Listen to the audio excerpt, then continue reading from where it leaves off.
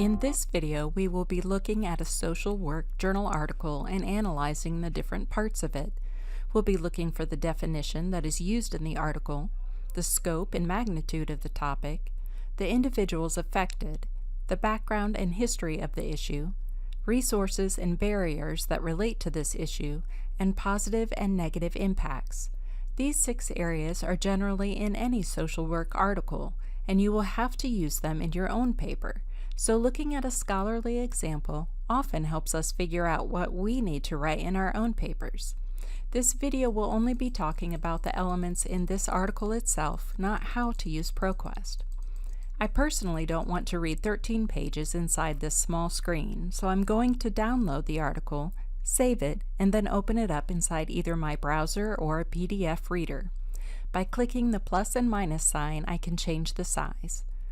Often, at the beginning of a social work article, you will find very concise information on what the article is about and how they went about researching it.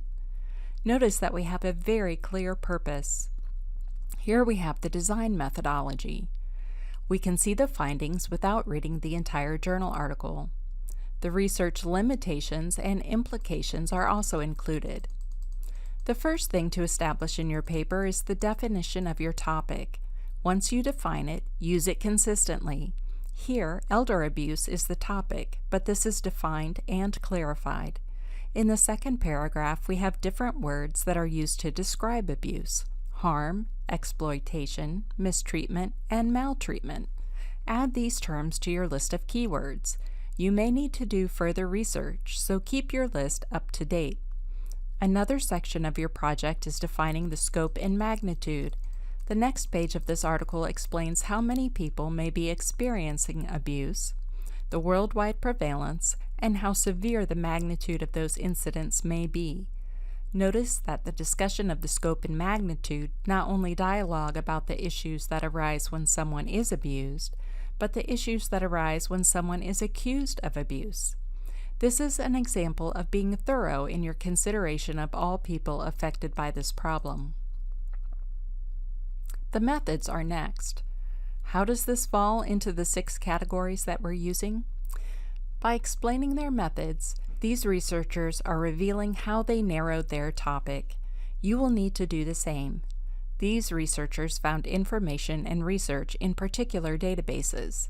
They only used articles where the population was aged 55 and older, only older people living in their own homes, scholarly articles published in English, and within a certain time frame. They also included the tool tested with or by the victim. Articles they excluded were those covering older people diagnosed with dementia, residential or care home settings, and so forth. These particular researchers also give the search terms they used. Again, this is helpful as you're using your own search terms and keeping your list up to date. Continue to narrow your searches so that you end up with a small number of quality articles on your issue. The article will obviously have conclusions and discussions about their findings and what needs to be done in the future. I hope this helped you see some of the 6 areas that you can be looking for as you read scholarly articles. Then apply this to your own writing to make sure that you have these elements in your research paper. If one article does not cover all 6 areas, don't worry. Fill in the missing parts with the other articles you find. If you do get stuck, please contact us at the Cannon Memorial Library. We will be happy to help you with this project.